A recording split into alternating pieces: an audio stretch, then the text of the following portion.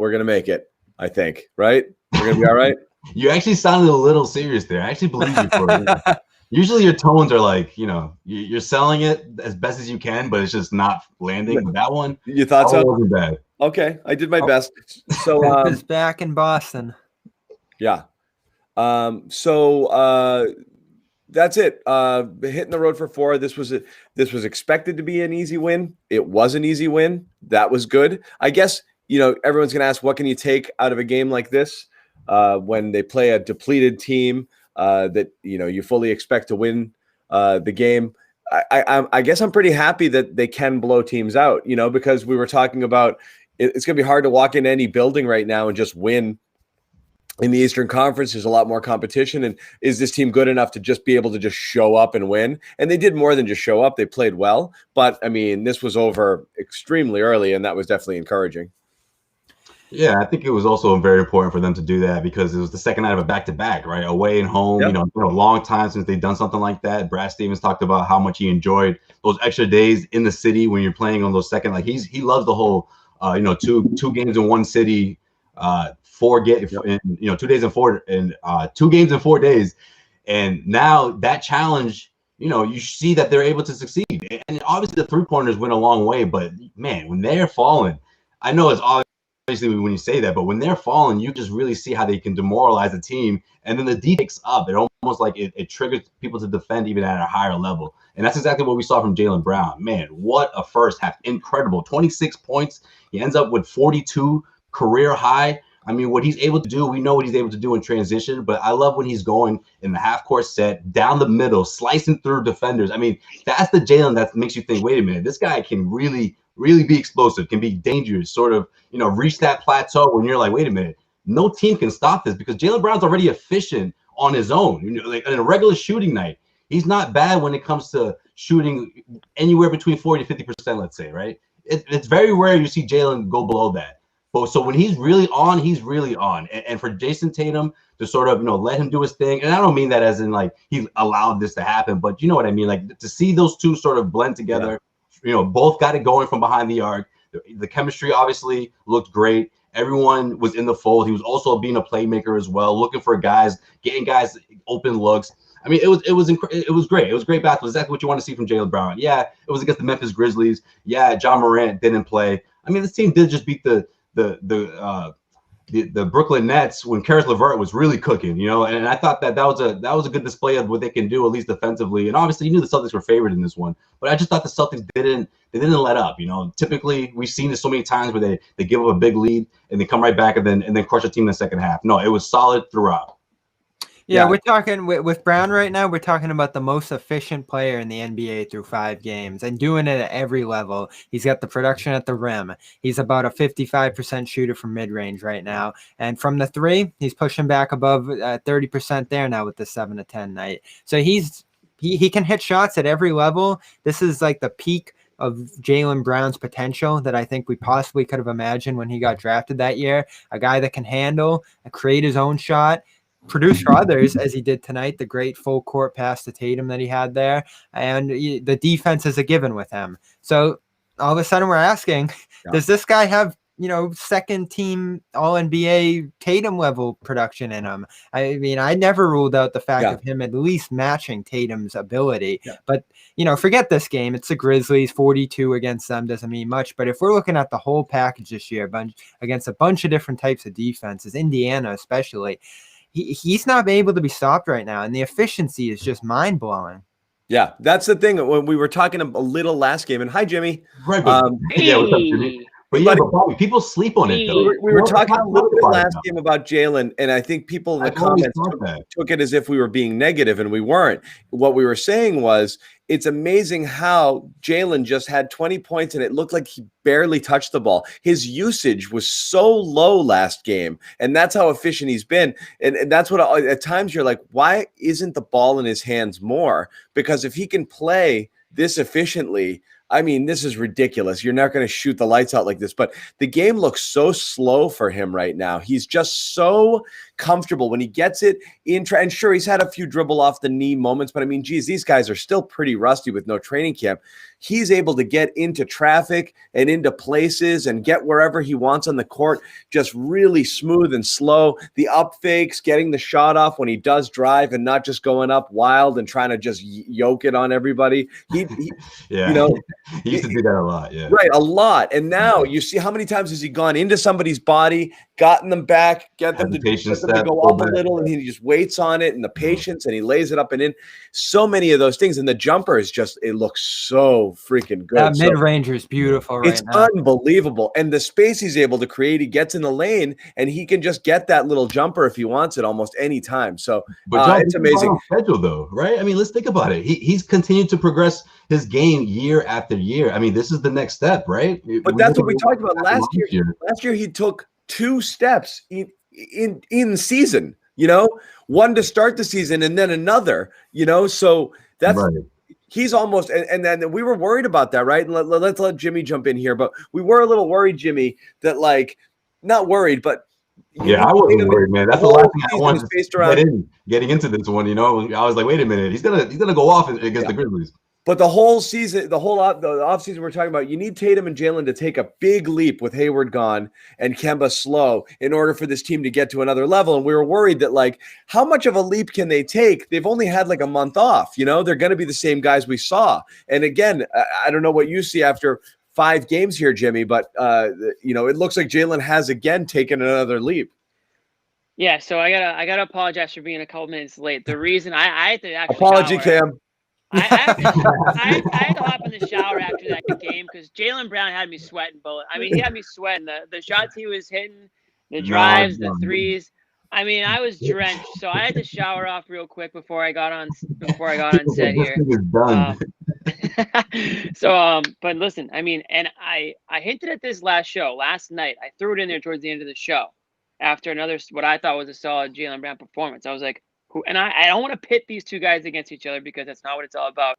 Like John said, you need them both. You need them both to be even better than they are now because of what we're seeing from the other 12 guys. You just sort of mentioned this, though. Yeah, you did. But I casually said, who would you rather go to war with? Who would you rather go to war with right now? Jaylen Brown or Jason Tatum? And this is what I said last night. I'm not saying it now because he just had a career-high night. And again, I know Jason Tatum's going to have his nights too. But Jaylen Brown's just showed me something since the bubble where it's this guy checks off almost every box when it comes to leadership, intangibles on the court, off the court, right, outside shot, skill. He's improved his ball handling. His defense has been more than, above average. It's been great. He can play multiple positions, right? And that's not, again, it's not a slight at Jason Tatum. It's not pitting them against each other, but it's just you can see the leaps and bounds that Jaylen Brown has taken here. And I will never forget draft night. I was in the TD Garden. We were doing a version of this, the Garden Report. You can probably find it on YouTube somewhere. It was me, Jared Weiss, and Kevin O'Connor from The Ringer. And this was before The Ringer had Kevin really liked Jaylen, didn't he? He loved him. And we all loved him. Me, Jared, and Kevin loved him. But the Garden, and it was all suits they there. They were so mad, like crazy, yeah. And it was too bad. But they weren't really booing because it was Jaylen. They were booing because they wanted fireworks. They wanted a trade. They wanted, they didn't. They weren't. It was the drop because it was the Simmons Ingram draft, and getting the 3 pick was such a gut punch because you knew there was a drop off there, and you wanted to swing the pick for a player. And Jaylen was the one where they were trying to talk us into him, and everyone felt like they were settling for him. But I think Danny Ainge really did like him, and there was. But you saw him in the tournament with Cal. He looked. You could barely notice him. He came in with not a lot of shine. Yeah, he didn't have a great college year, and the high school. Wait, hold on, Bobby, real quick. But Jimmy, you guys were high on him then. We liked the pick. We weren't oh, they got to go out and get him, but we were totally fine with that pick. We saw the upside. People were using the fact that he wasn't just only about basketball. The story on Jaylen Brown coming in the NBA was that it's no surprises how this type of guy he is, how he's interested in politics, social justice, things off the basketball court. That was almost used as a knock against him. Oh, well, this guy, he might not even really like basketball. When did you care about basketball enough? Yeah, exactly. We were dude. It's like the Josh Rosen thing. But see, the way I saw it was, yeah. Well, that didn't work out for Josh Rosen, but no, but I mean, let's just be thankful they didn't take Dragan Bender. I was a Jamal Murray guy that draft, which would have been good too. because he was a polished scorer, and I loved that. Right. But my God, I felt like we were going to take Bender, and oh boy, would that have been something, you know? I always thought because of his body size and the upside he had on defense that they were going to pick Jalen, right? I mean, like, Danny wanted a wing so bad. Too. Like, you saw the sort of like he's a Brad guy, like he can get it done on the defensive end because of his athleticism, and I thought it was a force because we wanted the athletic wing so bad. I thought Danny wanted that athletic wing so bad that he's like, that's the best one out there. I'm taking him regardless. And it felt like a force then, you know? Right. Yeah, I can see that. Yeah. And it did for a couple of years as a Celtic where you're like, this guy lacks polish. Like, is this guy ever going to get there? For a couple of years, you're like, good, he's a nice little athlete, but he's sloppy, you know. Like I never saw this level of progression. I didn't think his ceiling would be this high. Everyone was saying, just wait, he'll get better. I'm like, I didn't see it in the early going. I don't know if you guys did. That first year was tough when he got buried behind Jay Crowder and all the different wings that they had on that team. I think Gerald Green was even above him in that rotation. Once John's favorite. The key for him was that first year, 2018, where he boosted above Hayward with that injury. Crowder got traded in the Kyrie trade, and all of a sudden by playoff time, he was in a frontman position this team. And that run, especially that Philly series that he had, where he hurt the hamstring and came back and was scoring 20 points every game, using the lethal transition game to his advantage, and starting with defense. I mean, he just became such a polished, hardened defender in this league from the earliest days, and didn't worry too much about the offensive game. You know, let some of the other guys like Isaiah handle that initially, and Terry Rozier and others that second year. So he mastered that end of the floor and used the transition game to open up his offense. And now, you know, you saw in that third year, he started adding the dribbles and that Rising Stars game. And like every single year, he just pieces it together one by one. Like there's such like a small steps progression with him where he wasn't trying to, you know, focus on everything or the shot too much right away. He was just kind of building it up piece by piece. And it's been a great way for him to get to this point. And like I listen to Goodman. And it all culminated in a 5th place finish for Team USA. Well, I gotta do this to Jeff. I don't know how you went through that whole resume without mentioning Team USA. Well, I thought for sure you were going to come back to that. He only mentions Team USA when Miles Turner's in the conversation. Well, Miles Turner pulled him he'll down. bring him over. Yeah, bring that team up quick. It's real quick. Miles Turner, not to laud the accomplishments of anyone else. I want to do this to Jeff Goodman too, because the story's not over for this year, but he came out on this network and was like, this guy's not a number 2. I don't know if he can get it done. Bobby's not going to forget this. Well, he did it last year, a year ago. A year ago, he did it last year, but without the pressure of being a 2. It's a different game. What I think it was without the Kemba crutch. Because, like, look at it the last year. There was no pressure for anybody to be a 2, really, at any point in time, because one of 4 players on the court at any point in time could score 30 points. So you could have the off night or defer or not, like, you know, not be in the flow of things, or not, your shots just not falling, and it didn't matter. But now you can't, like, there can't be too many Jalen off nights or Jason off nights, because the rest of the offense will have a hard time if those guys are struggling, or one of the 2. You could struggle last year. So I think that's what Jeff was trying to say, to play devil's advocate there, that the pressure it's on you now. You've got to be a 1A all the time. You can't have these games where you know. Yeah, fair enough. The dribbling, the creation. More like that's the story. That's the narrative. Like, you have to be the guy. I think that's what Jeff was saying. I think he's ready to just take it and go. You know, to be the McCollum to the Dame. You know, like that kind of like the 1 and the 1A sort of thing. Yeah, and he's fortunate. He's fortunate that he's not in that Tatum position where he has to facilitate all game long. Like, you know, we're gonna do the Tatum Brown thing all year long, but you do have to give Tatum the credit for jumping on the ball as much as he does, creating for the offense as consistently as he has to do. And we've seen him go through his ups and downs earlier this year in that role. It allows Brown to kind of, you know, go one-on-one on the sidelines and get some of those isolation tries that he does. So you put it all in context here, but I want to give credit to Marcus Smart. Because what did we say all postseason? Is Brown ever going to be able to get past Smart shooting? Like, is he ever going to have the ball in his hands enough to reach this level? I think you got to credit Smart and the seat back that he's taken early this year to allow Brown to get to that position. Like Smart, minus a couple of threes tonight through 5 games, has not been his usual assertive, aggressive self. He's focused more on setting the Jays up, and now they're the indisputable 1s and 2s on this team, and it happened so much faster than I think we could have expected. Yeah, and he's letting his Smart's letting his offense come into the flow. He had the couple of back-to-back threes there, and then the heat check. But he did chuck 9 threes tonight. It was kind of a loose game, but you're right. He's taken. We were worried that that was going to be an every night occurrence. Today he was a little bit shooty, but that's fine. Chuck, though, 4 for 9 though. I mean, I don't think all he's 9 fine. He was effective. He's efficient. I don't know if all 9 were chucked. I don't know, John. Yeah, he was catching and shooting in the corners. It was all within the flow. In the flow. I like when he does that. I like the way Marcus played tonight. As far as the Jalen thing, again, just to put a bow on it, phenomenal game. It is great when you have the Tatum Brown debate, and it's just which one of these guys is the awesomest player, you know, instead of worrying that one's not carrying the water or not living up to number 2 hype, or Tatum not living up to number 1 hype. He didn't have a monster stat line. I loved Tatum tonight. Everything was in flow. It was such an easy 21 minutes. He got buckets when he needed them, when he wanted them. He facilitated. He was to plus 29 in like 21 minutes. Everything was, we were talking about it on our text chain before.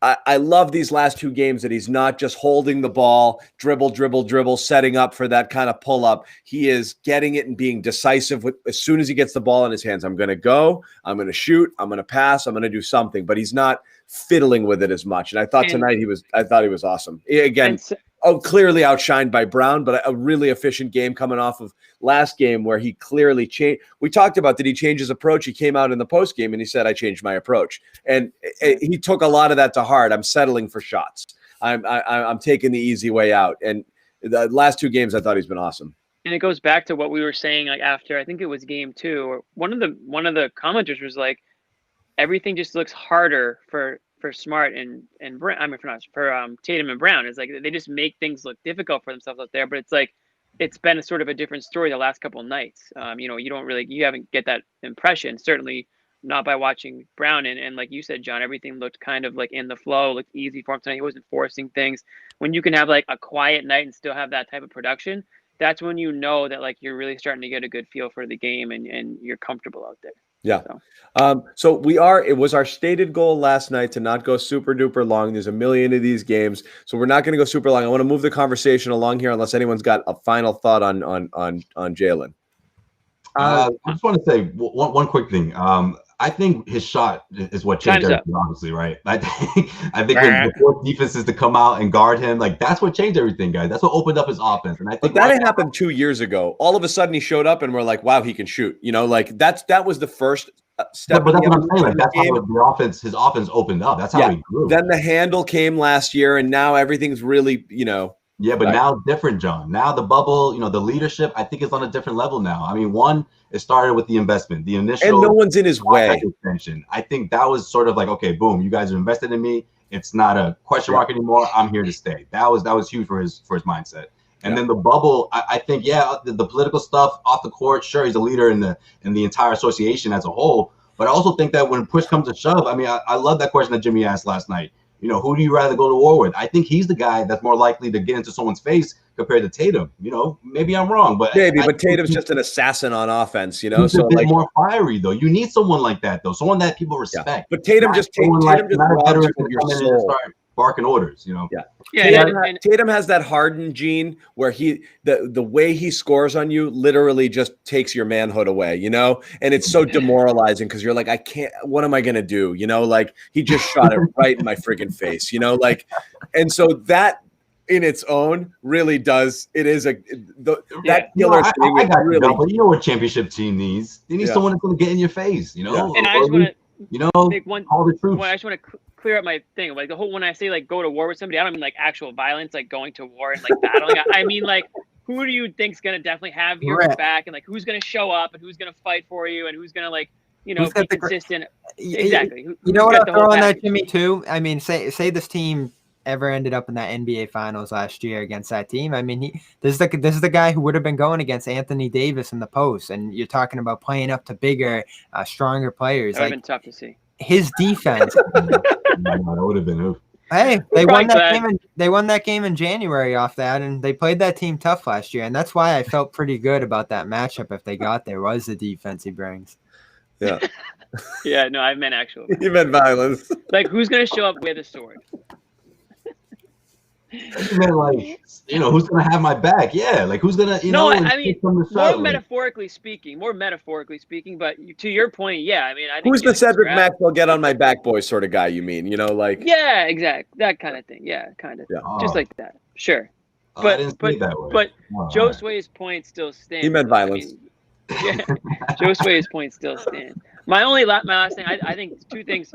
I think Jaylen Brown grew up. I mean, bottom line, I think not saying he was immature, but he just grew up to another level. I think like that time away in the bubble where everything going on off the court, I think that may have like taken him to another level. And I think I'm not going to hop on this, but I don't think Kyrie was great for his game, and Kyrie leaving and Jaylen Brown sort of ascending at a similar time here. Maybe that had something to do with it too. Last thing I'll say, so much was made about Gordon Hayward's departure as being for Gordon.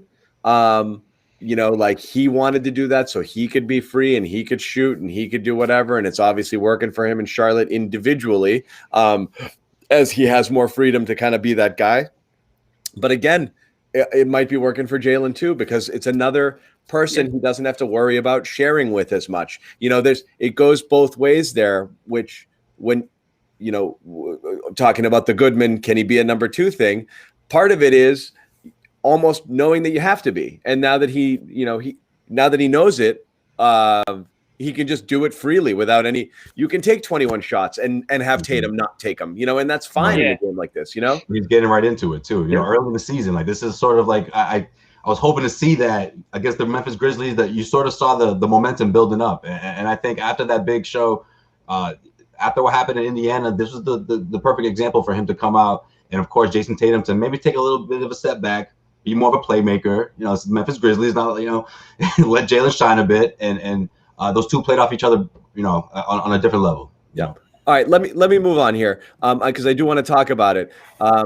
Second straight night. Now, Rob Williams, we're some clamoring for him to start. I didn't think that was going to happen, but with Thompson out, it made sense. They weren't going to go with a 2 big lineup. They started Teague. We even theorized maybe Pritchard should have started. Teague, again, played a good game. Bobby's going to have to apologize for that in a little bit. What do you have? A couple shots? Every time Teague goes 10 plus. Let me look at this. I mean, what are we talking about here? But we're not talking about Teague. I'm just kidding. 2 assists. I'm about to pull out the shot chart right now. He had 4 points. He was feisty. So Rob Williams, 4 steals. Again, insanely efficient minutes again. And it's literally everything. I mean, short of a jumper, which he doesn't have, even though when he does take it, his form looks perfectly fine when he's forced to, and his free throw stroke looks actually pretty good. But again, the playmaking is unreal for this guy on offense. And again, that tap-out was something.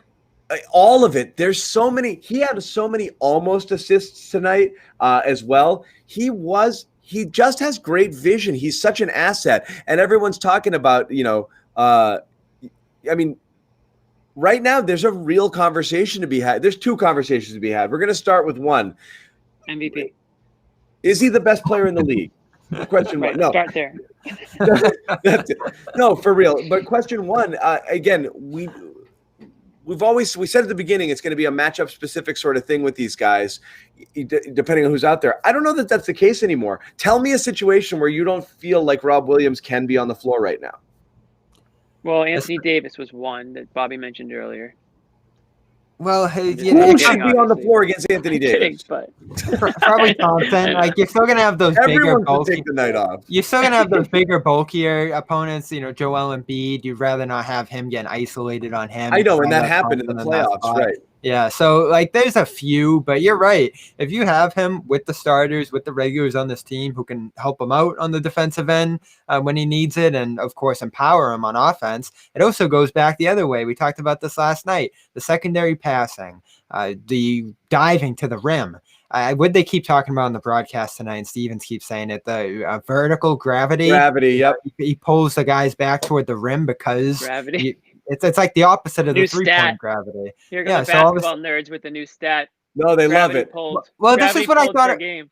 This is what I thought about last year too, with that team that was so pull-up happy. If you had this guy diving off all those pull-ups, like it's just basket after basket for him easily because of how efficient he is, how high above the rim he gets. It's just the one thing that's still missing is that switching, the perimeter play, getting out on shooters.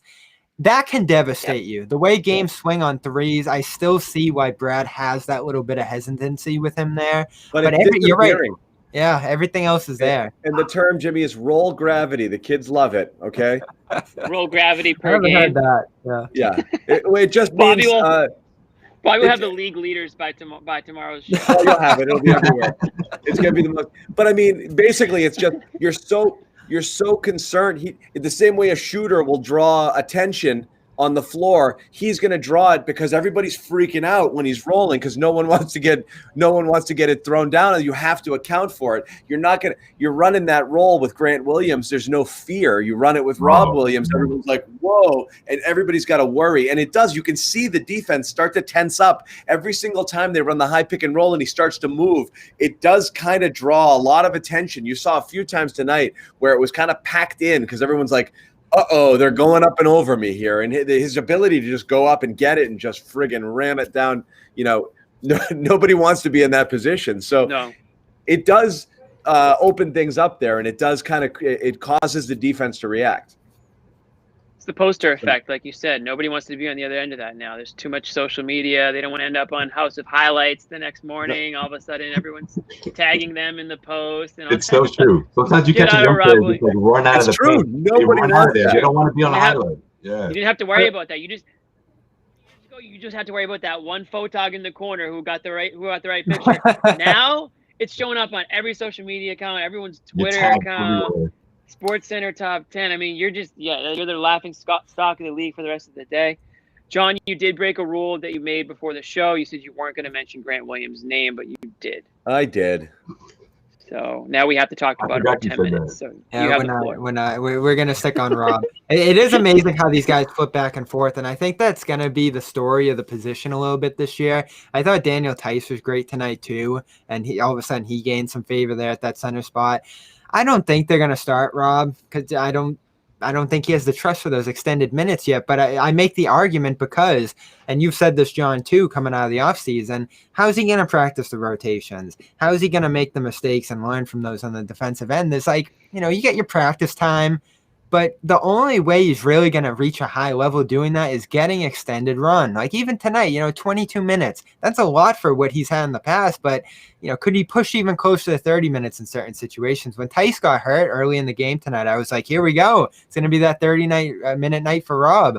But, he still doesn't quite get there with the ball. Yeah, but Bobby, he's got to get those NBA minutes in. Those reps, I think, are going to take some time, maybe a couple of months or so, because he's. Well, now's the time to do it. Like, why not? What else?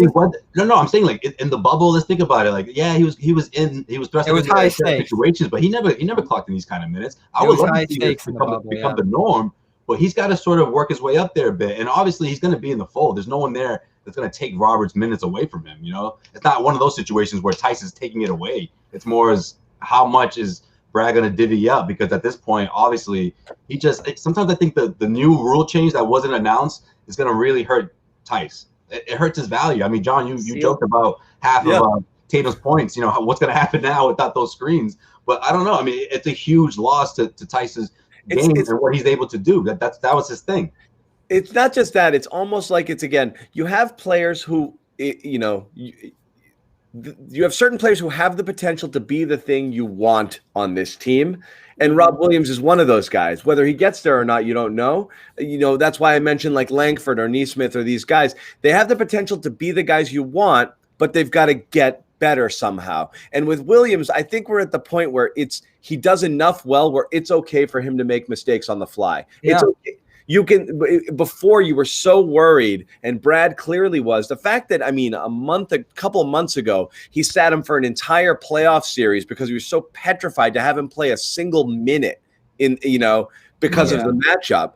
And now you're going to play him 22 minutes a night when you have an extra competent big in Tristan Thompson there shows how much more trust Brad has in him now. And again, I just think you have to let him kind of learn on the fly a little bit. I understand a person like Neesmith, he's going to mess up the defensive rotations. He's just not ready yet. Yeah, sure, fine. He's going to and he has 4 years. You know, Rob has 2 years left, and they're under 2 years now. Like, yeah, let's get it rolling. Like, he's not going to be here forever. They don't have the advantage of him being. I do want to ask question 2 of my Rob Williams conversation. Go ahead, one thing I like when you mentioned Tristan Thompson as well. I like what Tristan Thompson should be able to do for Rob Williams. I mean, just whether it's in practice, film, just talking, sitting on the bus, wherever they are on the plane. I mean, pick that guy's brain. He's played with the greatest player of all time.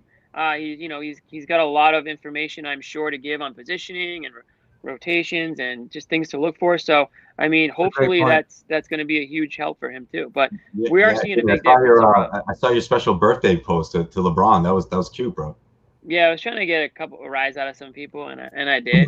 For anyone who didn't see it, I was like, just a happy birthday to LeBron James. Your wish happy. Did you do it at midnight? Did you do the whole thing or not? No, it was like an hour ago. My opinion, the greatest player of all time. It's a debate for another day, but the MJ crowd and a few of my friends who we always go back and forth had a few things to say about that. We are going to reach a point, I do believe, with Williams where it'll no longer make sense why he's not starting. Because I think every single time he's out there, his minutes are going to be the best big minutes, and we keep seeing it over and over again. I think eventually it's just going to be a thing where you're like, someday. Wow. I think sooner than later. I think there's such a marked difference in his minutes versus the other guys right now. And again, each has had moments and decent games, and Thompson played well last game. I just think Williams' minutes, the Celtics have been at their best when he's on the floor almost every single time. Eventually you'll just see it, and that's just going to be the reality. You know, I understand there's still some residual concern over some of the stuff that he'd done in the past or some things that you think he doesn't do well, but they're just a better team with him on the court. But like you've been saying, it hasn't been that long since the playoffs, right? It's been a couple of months.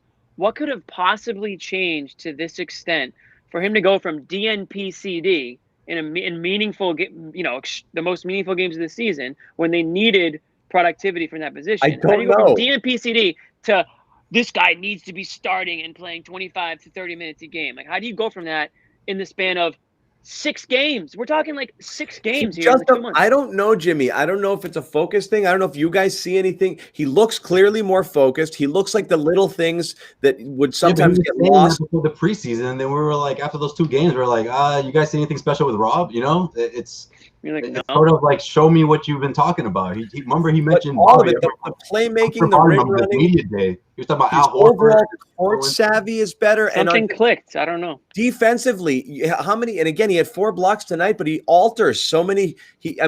Again, he's going to get beat sometimes, but he changes a lot on both ends of the floor. It's been amazing. My second question I want to ask is, and this will light up the chat board, and everyone's going to freak out and say no, because as soon as you have something, you want to hold on to it forever. But does Rob Williams all of a sudden have trade value? Yes. Because if you're looking, look, this is Danny's game. You gotta have some young assets. You want to be able to roll things up. You want to package things together. You take your TPE and maybe a talented younger player or two. Last year, everyone was saying, "Oh, you'll have to include Romeo in a trade," and then Romeo, you don't have a chance to showcase Romeo. So Romeo's nothing but a potentially busted lottery pick until you see him do something. So right now, if Williams keeps playing like this, does he become an asset, and does he become somebody you start talking about dangling? He does this year, and I'll tell you why. Other than him, I mean, we already know, based on how Brad talks about Neesmith, there's not going to be a whole lot of value there this year. I'm not saying that he's not going to ever have value, but if you want to add someone to this TPE, and I know everybody out there, every Celtics fan thinks that they can get, the next James Harden in it with it, you do need to add assets to that. It's not going to be Romeo because he can't get on the court. There's no value there. And all of a sudden you have this, versatile, you have this center, this athletic center who can block shots, and, he can go get up at the rim, and, he's all of a sudden the most energetic guy in the court. Yeah. Does he have that much value this second? No. But if he continues at this pace for the next month and a half, absolutely he has value. I'm not saying go ahead and trade him, for the next, available guy in a trade, but absolutely he is now your most, and here's the key word, tradable asset, right? It's tradable asset. You obviously have assets in Tatum and Brown and Smart, and if whether or not your opinion on Smart means he's tradable or not, but Robert Williams is a tradable asset, or he becomes one. One of these centers, and we talked about Tice's value a little bit yesterday, they're so packed at the position right now, and even think of Grant being the fourth man in line there, if you consider him a center. They have a ton there, and they have a ton to offer in terms of those guys. They're all on good contracts in terms of what other teams would want to see from production there. In fact, Tristan probably has the worst contract of the group there, but there's still a ton of upside. Bobby. This is the kind of center other teams want. You see a guy like Clint Capella, what kind of value he got. That's very much like player. That. Yes. So there's a lot to love here if you have the teams. I guess the only thing I'll say is that 26 teams passed on him in the draft. So, other teams have that. How many teams passed on Pritchard?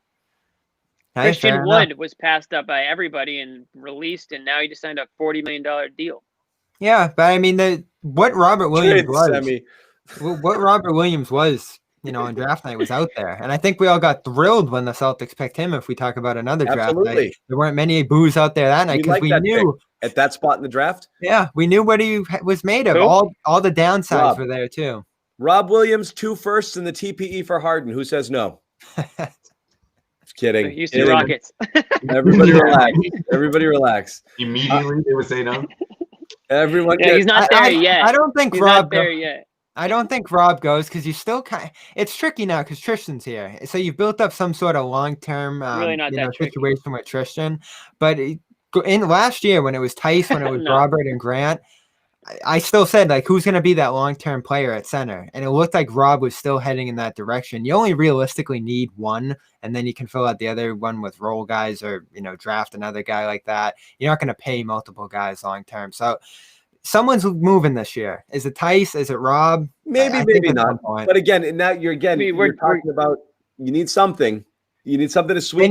They need a wing. We keep talking. I mean, if you're talking about Grant, but I think if you just strip away Robert Williams, though, you're taking away a lot from that front court, a lot of size, and obviously we don't know what the next offseason is going to be. You're doing it to improve somewhere else. It's just theoretical. It's just whether or not he has value, not whether it's a move worth making because you don't know the other side of it. Yeah. Let's not get ahead of ourselves. I mean, Robert Williams has still not really shown anything, on a one-on-one situation, nowhere near where he needs to be in terms of star level or anything like that. The question is whether or not you can potentially go from getting nothing with the TPE to getting maybe something if you added him. I think Clint Capella is a phenomenal comp in terms of the type of player someone might think they could be getting in Williams. Yeah, and he's thankfully staying healthy the last year or so. Right. Ever since that huge hip injury that knocked him out. Capella's the guy that people wanted, So I think that's an excellent comp. Again, we what was that gravity stat? Let's move on to our boy Peyton again. Pritchard kid. So he kind of got this game going in the second again. It was very similar to the fourth and against Indiana. He got out there with some of the starters. Rob was out there as well, and they just started gunning it. And I think Tice was in there at the beginning of that stretch. You saw him carving out that space and finding him underneath. Hit Tice a couple times for baskets down there. This passing, this dribbling into good positions for teammates, still shining so bright with him. And he's a run starter the last 2 nights. He turned games that were kind of close at those periods of time into blowouts. And, with him manning that bench unit, we might be able to start to talk about the Celtics bench as a strength on the team. And so I want to bring it up again because everyone's obsessed with starters. And again, we know that doesn't necessarily matter, but trying to limit that too big lineup. We did talk about theoretically them going to 3 guards, and they did tonight with Teague moving in.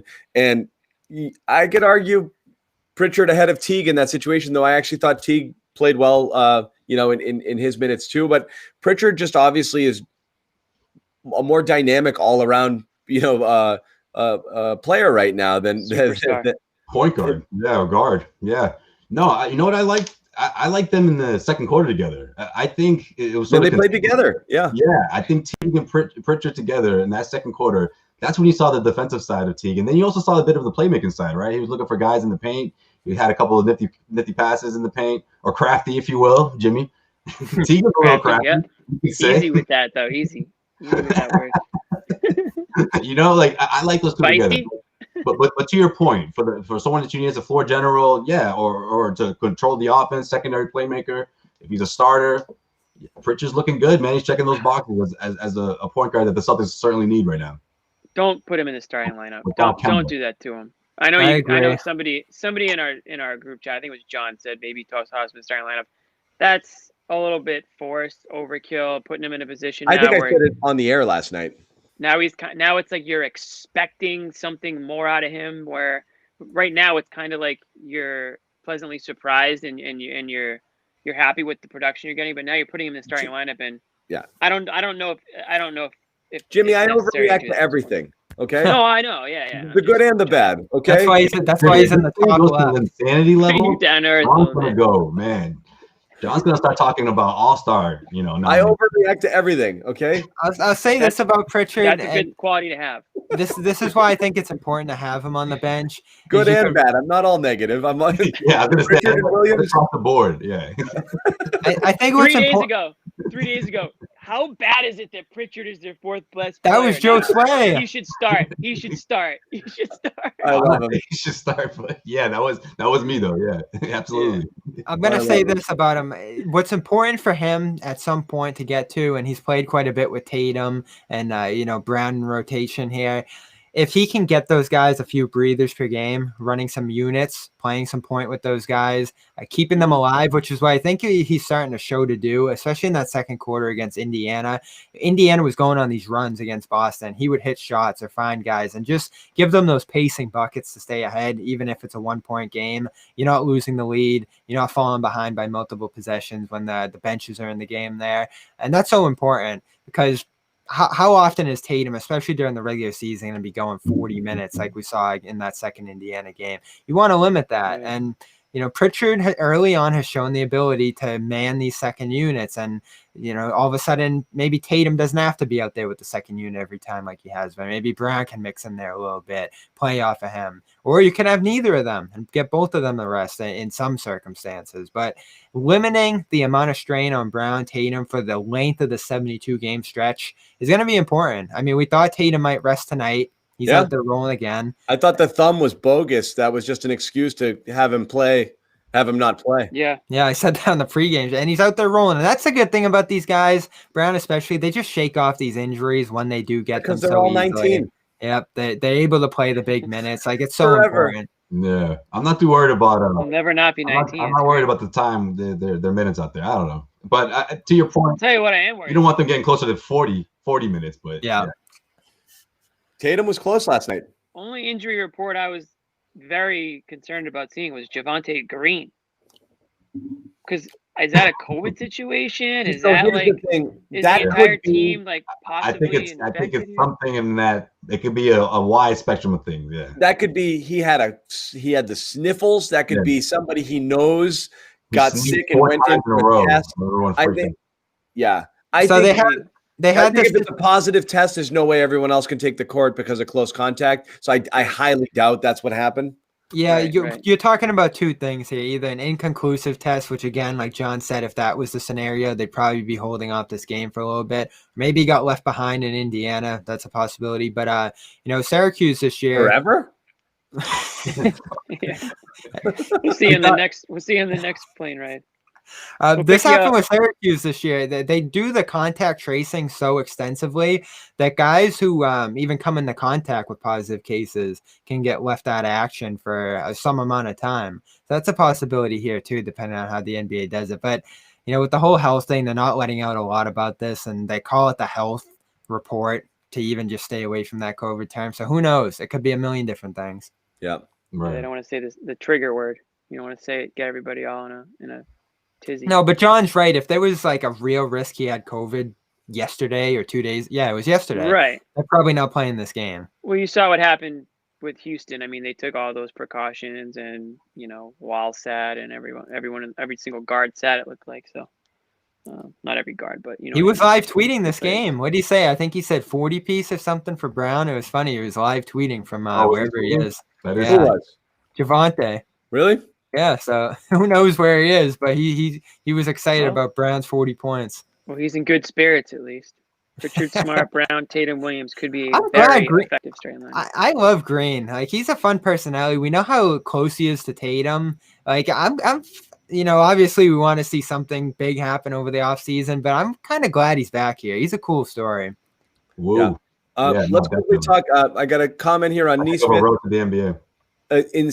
Extremely small sample size tonight, but at least he got on the court a little bit. I did like that one step back three, real quick release. That was a taste of what you can see there. He's still, I was getting so annoyed. I said we wasn't going to mention this guy's name either, Carson Edwards.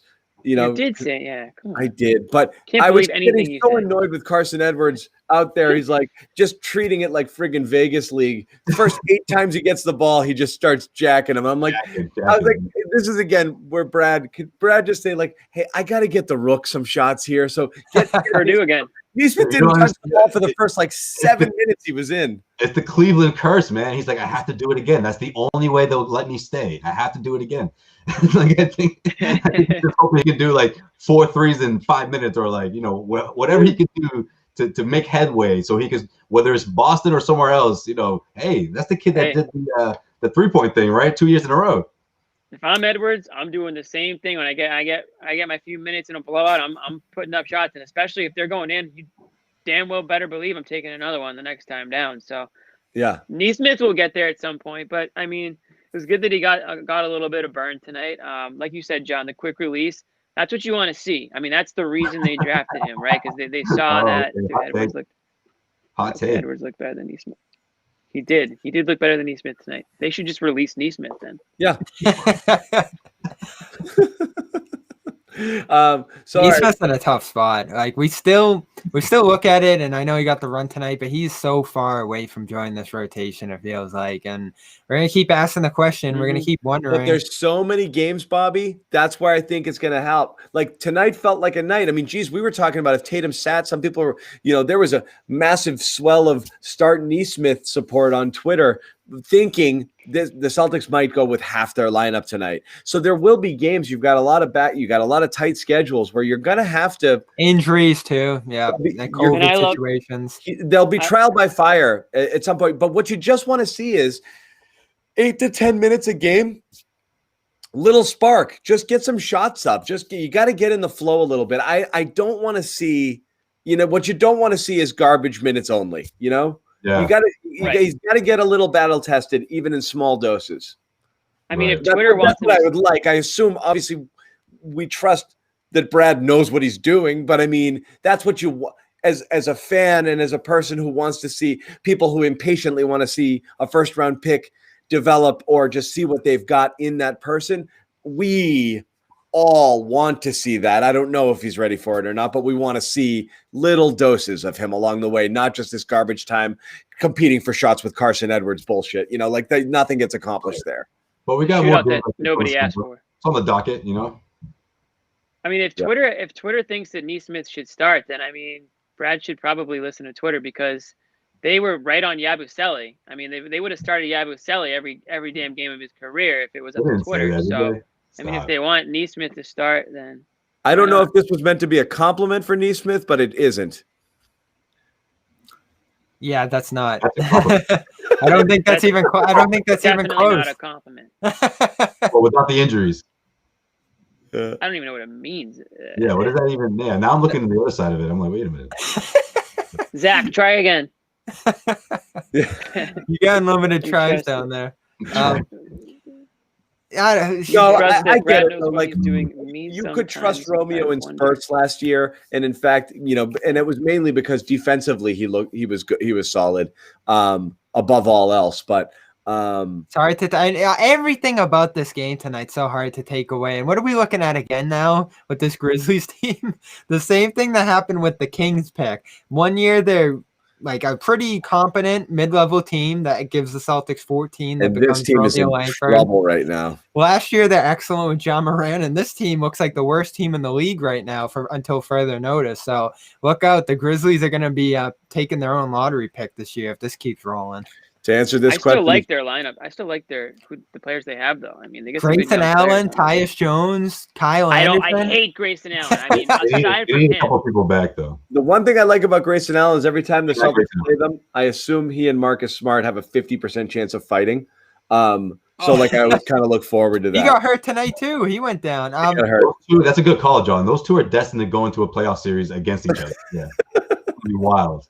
I'll say too. Dude. Looking at the lineup, Desmond Bain, pretty good Grayson game. Allen is. I don't know if there's any Game of Thrones fans in here, but Grayson Allen is Joffrey. Like he is literally Joffrey, and you just want to punch him in the face. Yeah. Bob, are you picking this up or? What's that? Game of Thrones? Nope. Me neither. Game of I'm out on Thrones. that one. I got no idea what that means. Nothing. You gonna watch Game of Thrones, John? You watched Game of Thrones.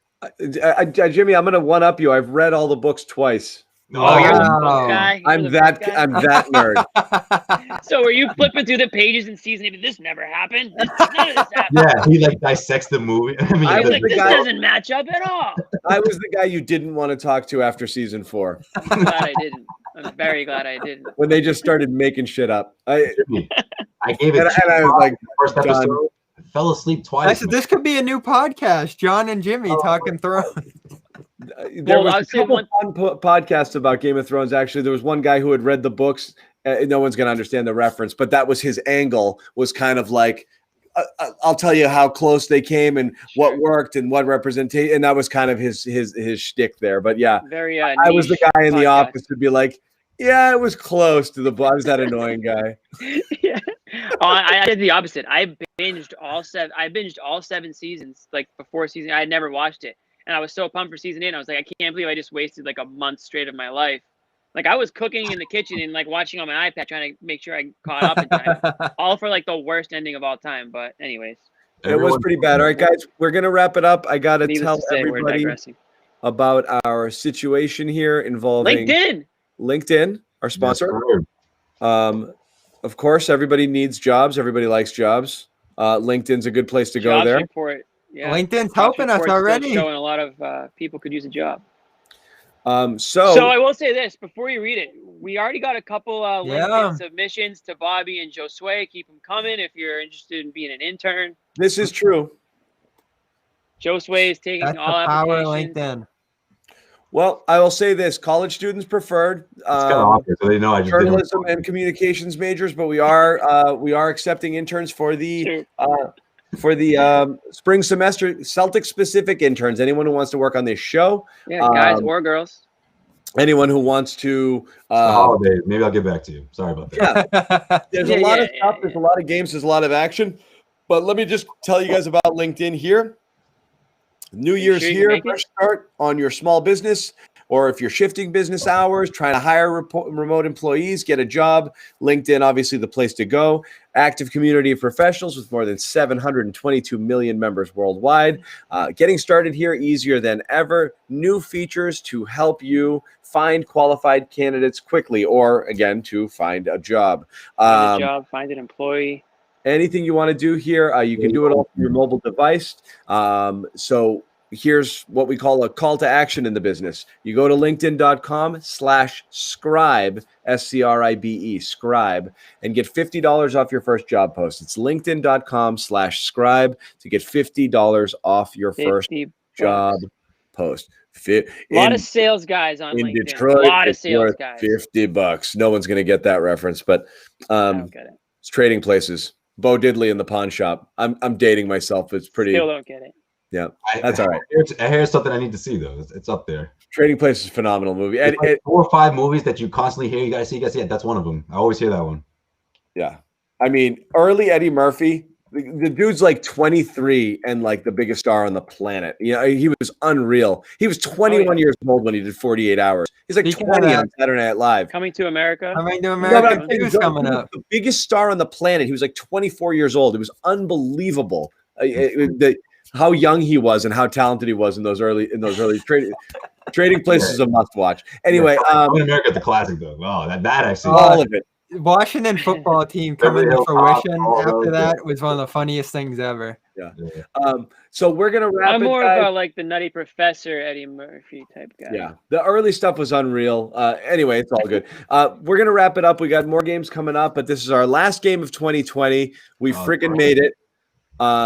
So thank you to everybody who stuck with us through this stuff. It was a crazy year. When did we start? We were like, July, August, we got this going. So Yeah. half the year we were rolling. Yeah. So, I mean, not only the momentum on the show, but CLNS Media and what we're trying to do and bring to the viewers at home here, covering the Celtics, covering the Patriots, all of our podcasts, all of our content. There's only going to be more in the new year.